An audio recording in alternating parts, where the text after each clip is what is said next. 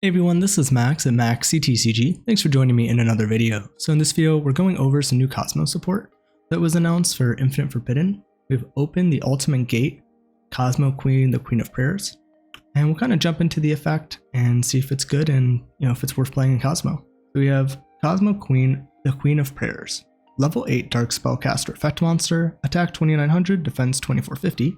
You can only use the first and second effect of this card's name each once per turn. As field spells activate, you can special summon this card from your hand in defense position. Second part, you can target one face-up card in the field zone, then activate this effect based on its controller. You can destroy that target, and if you do, add a field spell with a different name from your deck to your hand. That's for you. And if it's your opponent, you can negate the target's effect until the end of this turn, and if you do, add one field spell from your deck to your hand. So I think this is a really cool card. One, it works well with your own field spell, allowing you to destroy your own Cosmo town to trigger its effect, special summon from deck. So I think that's really cool. And then also it gives you a way to negate your opponent's field spell, which I believe how that's working, because I think the field spell would activate, you would activate this in response, summon it, and then you get the option to use that second effect to negate their field spell. So when it resolves, you would negate it, add your own, and then their field spell wouldn't resolve. I believe that's how that should be working. If I'm wrong, let me know in the comments. So overall, I think it's a really good card. There could be the potential that this gets bricked in your hand in Cosmo, because they do have to run quite a few high level, low levels. The strategy, if you don't know much on it, is focused on being a hybrid of Star Wars and the Wizard of Oz, and then you have the pilots and you have the ships. And they kind of need to work together, so you need to balance those cards. So I don't know if you necessarily want too many of these in your decks. In some ways, they're good hand traps going second if they do actually negate the field spell on activation. So it's really big for stopping a lot of decks that utilize their field spell.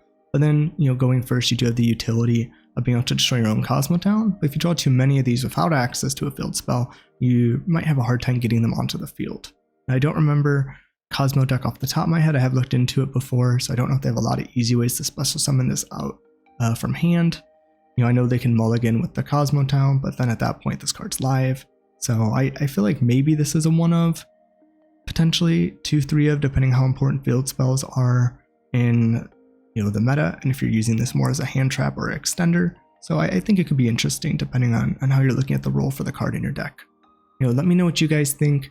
Is this a 1 of extender? Is it a 3 of to be used for its hand trap ability? Does it depend on the deck? Would you side deck some of these?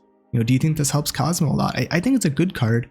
I think it potentially helped them push forward and extend out plays by being able to destroy the Cosmo town and get a different card.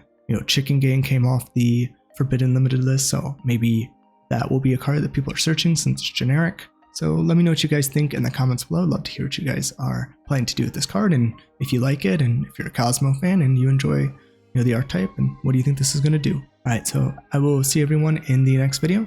Thank you guys for watching.